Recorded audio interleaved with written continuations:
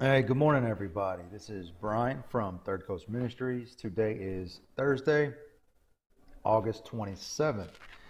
And if you've listened to anything else or watched any videos or seen anything on our Instagram account, you know one of the things that I talk about a lot is you can only control what you can control. And typically, that is you. So today, the reason why I want to talk a little bit more about this specifically is an email that I received from a parent, and we'll get more into that in a little bit.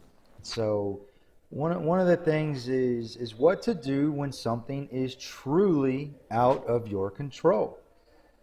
All right, first we need to take a look at this sentence. What to do when something is truly out of your control? Is it really out of your control? Or do you just perceive this as something that is out of your control? So we really need to establish whether or not it really is or truly is out of your control. And here's an example. Let's say you're married and both of you eat healthy, you don't smoke, you don't drink, you work out regularly, you know, no health problems whatsoever. You're doing everything you can to stay healthy and do the right thing. And one day you come home and your wife has cancer. All right, as far as her having cancer, that is truly out of your control. You guys were doing everything. You were eating healthy, not drinking, not smoking, exercising regularly. So that is an example of something that is truly out of your control. And in that instance, the only thing you can control really is how you react and what you do. So in that kind of situation, that would be your responsibility to control how you react to the news and what you do from that point on. That is what you can control. So that's just one example, but that's how you know. So let's say you think something is out of your control, but we're not sure if it really is or really not. So as an example, let's say you're an employee and your boss, you think that your boss has a problem with you. Like, I don't know what his problem is. Okay, we know you cannot control other people. That's a fact. You cannot control other people. So let's say on the surface that looks like, man, that's out of my control. All right, so let's take a deeper look into it. Let's say you show up to work late often. Let's say you treat others around you with a little arrogance, a little ego that you have. Maybe you're not really giving your best in everything. Maybe on a break, a 15-minute break, you take 20 minutes. Maybe on a 30-minute lunch break, you take 40 minutes. All these little things like that maybe, it's not a big deal. But then when you realize, like, man, really, honestly, looking into this situation from the outside, you're not controlling the things you can't control. And this is what is causing your boss to have a problem with you, or you perceive that your boss has a problem with you. So the things you can control, showing up to work on time or early, giving everything you have 100% in every situation. A 15-minute break is 15 minutes and you're back to work. These, and I guarantee if this was a situation that was happening and you changed those things, the things you can't control, your boss probably wouldn't have a problem with you. And so let's have another situation. I'm a volunteer teacher, for those of you that don't know. I'm from Houston, Texas, but I'm teaching in Matagalpa, Nicaragua. And so I come into this regularly. So let's say you're a student and you think your teacher doesn't like you. Your teacher is out to get you. So let's follow the same thing. It's like, okay, as a student, man, I just think Mr. Baker doesn't like me. He's hard on me. He doesn't like me. He's always pushing. He's out to get me. He's going to give me a bad grade because he doesn't like me. All right, so let's look into this more. Let's say you're a student, you show up on time, you always do your work, never argue, good behavior. Probably, like, if you're a student of mine and you're like that, we'll never have a problem.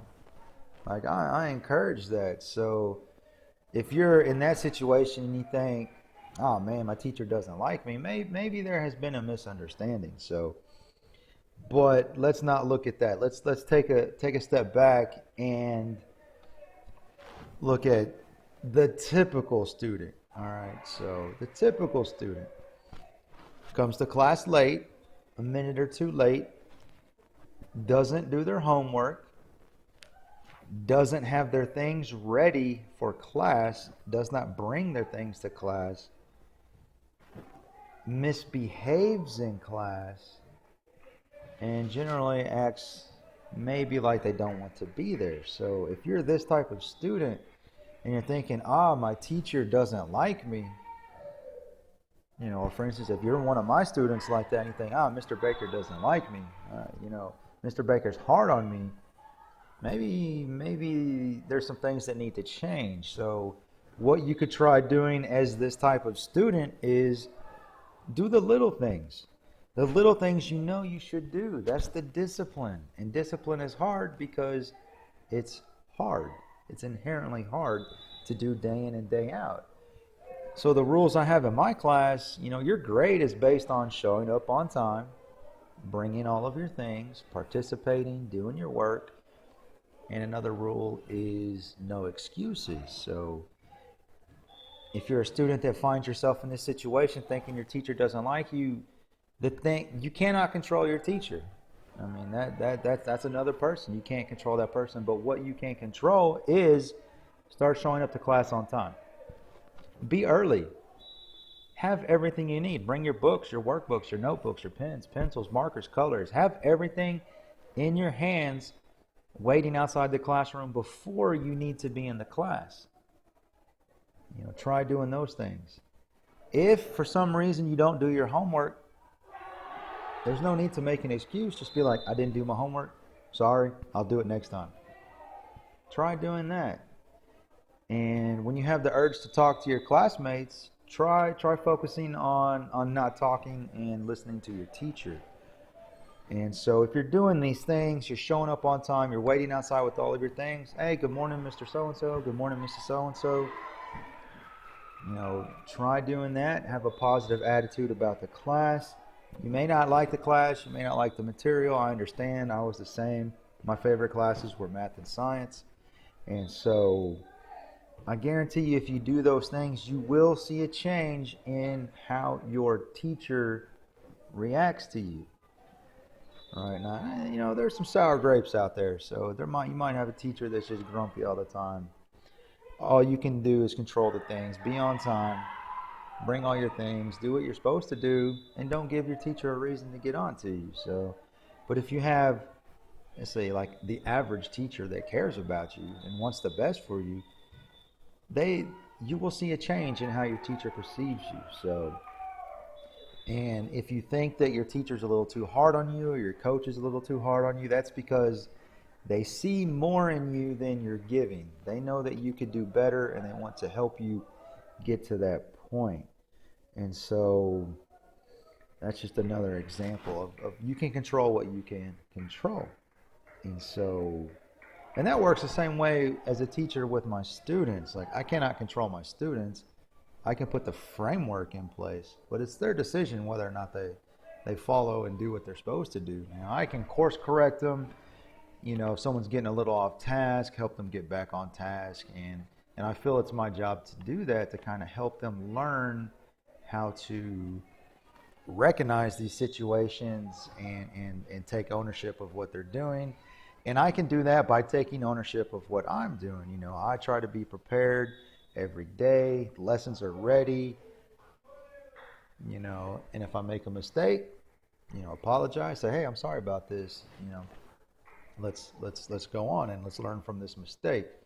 And then, as a Christian, that's when you come into the forgiveness of others, forgiving others, stuff like that. That's super important. And you should practice, even if you're not a Christian, you should be practicing that in your life, forgiving others for their mistakes, because the average person, as myself, makes a lot of mistakes during the day. And so the whole reason that this the whole reason that this conversation, I wanted to talk about today specifically was an email that I received from a parent. And just to give you a little background information, the student is a good student. I've had this student this is the third year now in different classes, and a good student. Well-rounded, fun personality, good kid. And there's a situation this year where parents are out of the country working, left the country for this, left their son to stay with a family member, and the grades have suffered. And with COVID, we have online students and in-class students, and so some of the online students that don't have that structure around them have really suffered. So it's been difficult trying to help them learn how to do some things on their own when they've been kind of babied their whole life. So, what's going on? And the thing that struck me in the email, there was a comment, basically asking like what can be done, to correct this. And the thing that struck me the most is there was a line that said, he's distracted by a lot of things, and these things are out of my control. When I saw the words "out of my control," I started to look more at the situation, and so, I don't want people to think that this is a condemning, conversation. This is just to help people be aware of what really is or isn't out of your control. It is so important to realize this, because there's so much more that we have in our control. Like, yeah, we can only control ourselves, but that is so much more than what the average person thinks. And it's hard for me because I've had to watch the students' grades suffer. I've had to watch them suffer emotionally, psychologically. It has been difficult as a teacher. And when I read this, it's out of my control, it kind of, to me, sounded like an excuse. And so in a situation like this, as a parent, like, I understand you have to work, you have to take care of your kids, bills got to be paid, but I mean, putting a kid in this type of situation where you leave them, you go to a different country and leave them with someone else, you kind of have to weigh what's really more important. Is leaving for a job and leaving your kid alone basically more important, than being there and maybe having to take a lesser job? I mean, I'm not trying to cast blame on anybody or say anything, but as people, we have to do a better job of making these type decisions. And it's difficult when you feel like things are out of your control. I understand you feel helpless, but we really need to think about it and learn how to realize, like, man, these things are out of my control. Why are they out of my control? Oh man, I created this situation. I created this crucible, and this is why these things are happening. And if we can do that and take ownership of these situations, then that's the first step in getting better and changing the situation. So one of the things, if you listen to Jocko Willink, he says, take ownership. That's a big thing of his, and that's great, but a lot of people don't realize, like, taking ownership is the first step. It's the hardest, but it is only the first step. So if you take ownership, like, man, that's my fault. I did this, that's my fault. Whether or not it's your fault or not. That's taking ownership. Okay, so now what? Just because you said that's my fault, it doesn't fix the situation. Like that's the hardest step is doing that, especially if you're dealing with problems with your ego, admitting that you were wrong, especially if it's not your fault. All right.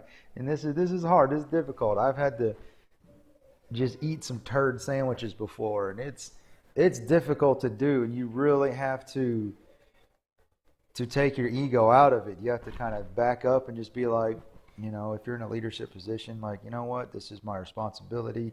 I didn't cause the problem. Maybe you did, maybe you didn't.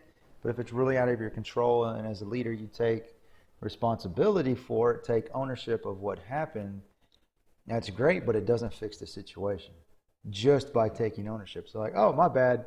Everything doesn't magically change. You still have to work to fix the situation. So that's kind of what I wanted to talk about today, how to apply this in your life. Like you hear me say a lot, you can only control what you can control. And sometimes it makes it sound like there's not much you can control, but realistically, there's a lot you can control. Are you doing the things you're supposed to be doing? That you know you're supposed to be doing? Do you not know the things you're supposed to be doing? You need to maybe take ownership, like, I don't know the things that I need to know. And then once you do that, take ownership of that, go out and figure it out. Ask your superior, ask your teacher, ask your parents. Hey, what exactly should I be doing? And when you do that, you'll see a change in them. They'll be like, wow, this person's taking responsibility. Most likely they'll respond positively and help you with that, give you some things you can start doing. And it's great, don't dismiss these things. So remember, like, if it's truly out of your control, the only thing you can control is how you react and what you do from that point on. Realize that some more is under your control than you think, and take care of the little things. Do the things that you know you're supposed to do. Take ownership, and taking ownership also means taking ownership of the resolution. So that's it. I hope you all have a great day. I hope you're safe out there. If you're in Texas and Louisiana, watch out. Be careful with the hurricane that's passing through. I love all of you guys, and I wish you well. Adios.